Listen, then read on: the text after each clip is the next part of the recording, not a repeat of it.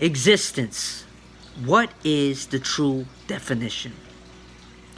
Arguments on top of arguments to whether God exists or not, whether he was or was not, whether he is or is not, whether he does or does not. But if he never did, why even argue?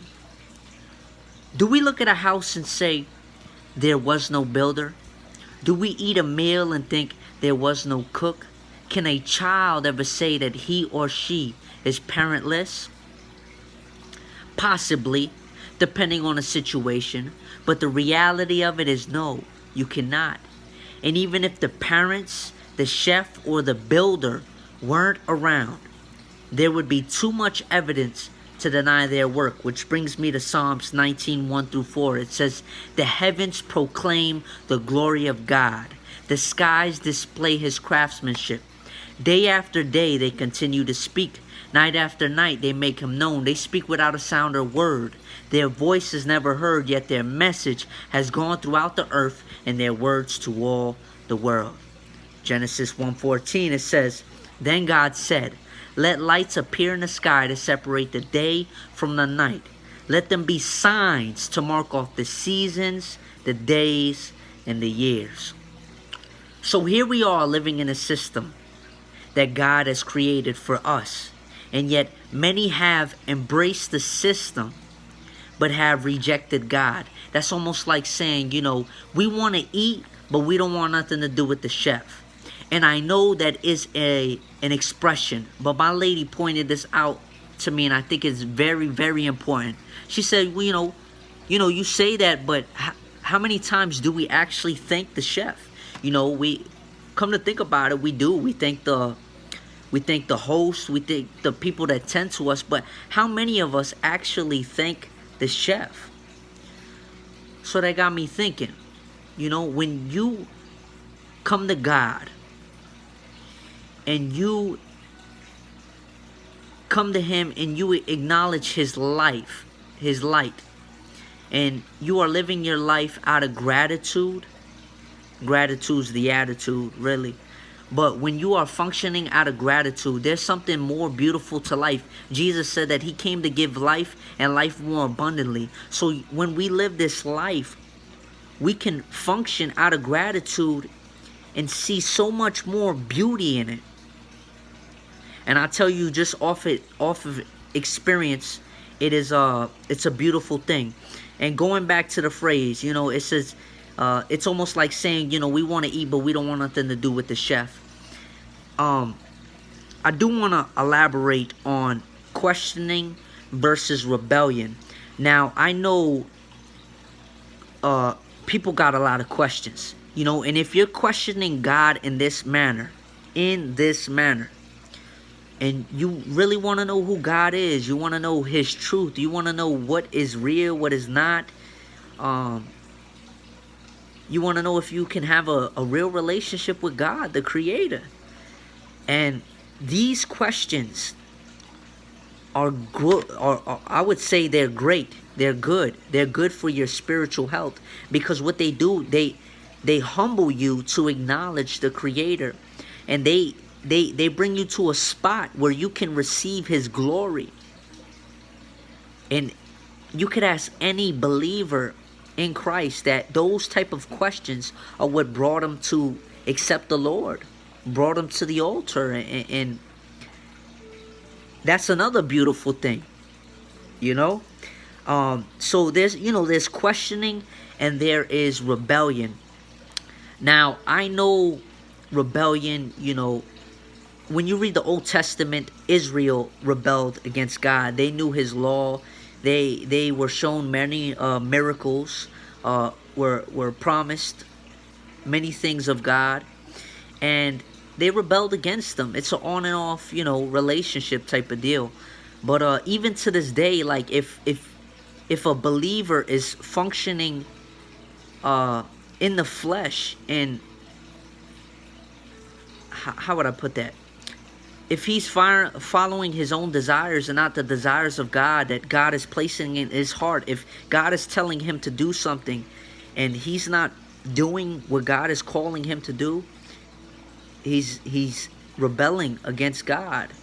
So it was, yes, it was a nation, but this is all spiritual.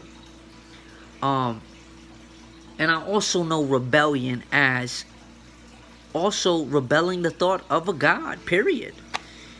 So if you are, you don't see the need of a God, and you have that thought completely out of your mind, you believe in whatever you want to believe in, I'm gonna be honest with you, you put yourself in a dangerous spot.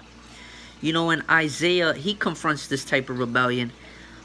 He says, you turn things upside down as if the potter were thought to be like the clay. Shall what is formed say to the one who formed it, you didn't make me?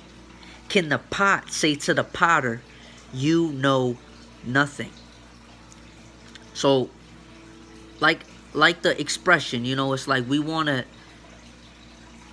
eat, but we don't want nothing to do with the chef. It's insulting. I'm going to be honest with you. It is insulting. But God has been around for generation after generation. This is nothing new to him. And there's a solution to all of this. That is the good news. There is a solution to all of this. So, he's the Alpha. He is the Omega. I want to remind you that his mercy does endure forever. Everything is on God's timing. There's a lot of factors that play here, but I just want I want to tell you this. I want this to be true, for your life, because this is the truth. And denial, I want to speak about denial because it's important. Denial will put you on trial. And hear me out. If you deny God, you will ultimately deny your only way of salvation, which is through Jesus Christ. And if you deny Jesus Christ, you will ultimately, deny God. Jesus put it like this. He says, my Father has entrusted everything unto me. No one truly knows the Son except the Father. And no one truly knows the Father except the Son, and to those to whom the Son chooses to reveal him. That is Matthew 11:27. So not only is God revealed to us through his creation. If we go back to the psalm that I spoke about earlier, it says the heavens proclaim the glory of God. It says that in the book of Romans, when Paul he's saying, for ever since the world was created, people have seen the earth and sky. Through everything God made, they can clearly see his invisible quality, his eternal power and divine nature. So they have no excuse for not knowing God. And when you look around, man, just examine your body, examine the way this earth functions, just look at the trees, look at the animals, and this is what I'm saying out of gratitude too, is because when you see it in God's light, you see his perfection and everything, and you are functioning different. You are functioning, and you're looking at things like, wow, you really did a job here. You made my body so perfect that it can function the way it does, and I thank you for that. So that gratitude plays a big role here. And so not only is God revealed to us through his creation, but he himself revealed himself through Jesus Christ, and Jesus Christ revealed God to us. It says, Luke 2:32, it says, he is a light to reveal God to the nations and the glory of your people Israel. And I want to talk about his birth here. His birth not only fulfilled many prophecies, and whenever you hear the word prophecies, it means predictions. So if God is the Alpha, the Omega, he's the start, he could see the start, he's eternal, first of all.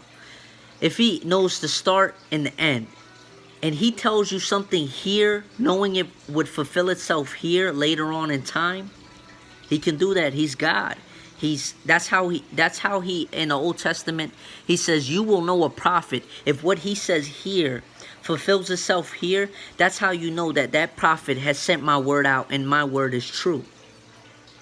So it gives us a better, I would say, like a better grip, a better foundation to all of this, to the Bible, to his. I'm presenting this before you so that you can hear me out, you know. His birth was prophesied about. His life was prophesied about. His death was prophesied about. His resurrection was prophesied about. And not only that, but there were many prophecies that Jesus spoke that are still yet to come, that are prophesied about. And not only that, but we calculate our time. You ever thought about that? BC and AD. I used to think BC meant before Christ and AD meant after death. But when you do the calculations, it doesn't make sense if you think of it like that. BC means before Christ, and after death, I learned this recently, means Anno Domini, which means the year of the Lord. It's in Latin. And you got before Christ, and AD, which is the year of the Lord, would be his birth. So everything before his birth was BC. Everything after his birth was AD. And you know, a lot of people get into arguments about the timing of everything and the when he was born. But the point that I really want to make here, this is most important, is Jesus Christ is the center of it all. Jesus is the center of it all. And these are just things that make me think. These are things that I would question, you know, when I didn't know everything that I know now, and I still don't know it all. You know what I'm saying? There's still way more for me to learn. But when I look around and I see things that are applied in the Bible, you know, the hospital sign with the snake and the rod, and there's so many more. So many more things. But I do want to elaborate on this. You know, I'm presenting this before you, and this is what it comes down to. Like everybody says, this is what it boils down to. This is, at the end of the day, this is one of those statements. It's up to you to believe. I'm presenting this before you. My prayer is that the Holy Spirit convicts you and brings you to that place. You know, that is his word. He's gonna do that. But it's ultimately there. It's ultimately in faith, you know. And I'm not gonna sit here. Anybody could talk here all day and hit you with all these things and hit you hard, you know what I'm saying, real hard, pom, and try to hit you upside the head with it.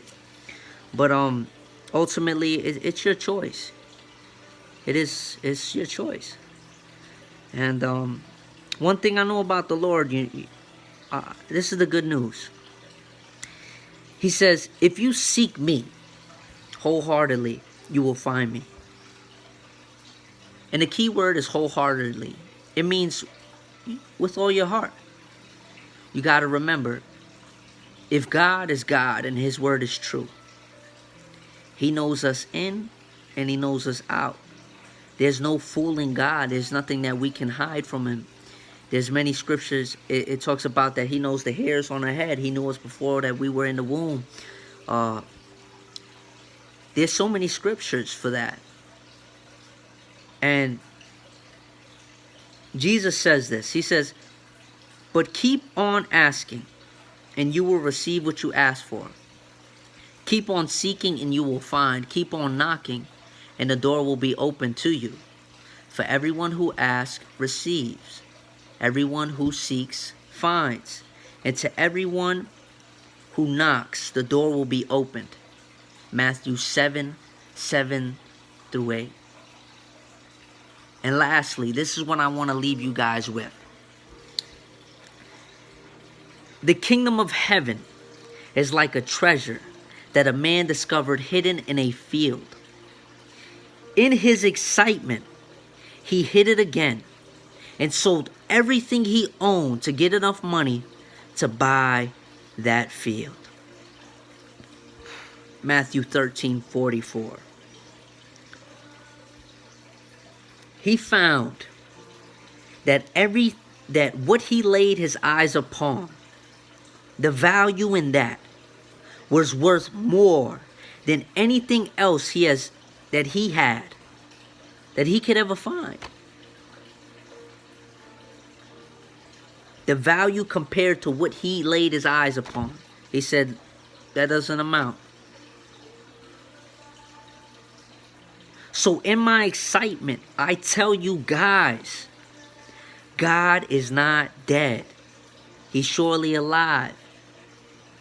Just like that song says. He's living. He's made a way for you. My prayer is that you humble yourselves. My prayer is that, even down to myself, if I say that I'm seeking after God's wisdom and I say this or that, and I'm not doing what my words say, my words are empty words. So when we come to God, we got to come to him in truth. We got to come to him in our all. Like I said, there's no hiding anything from God. So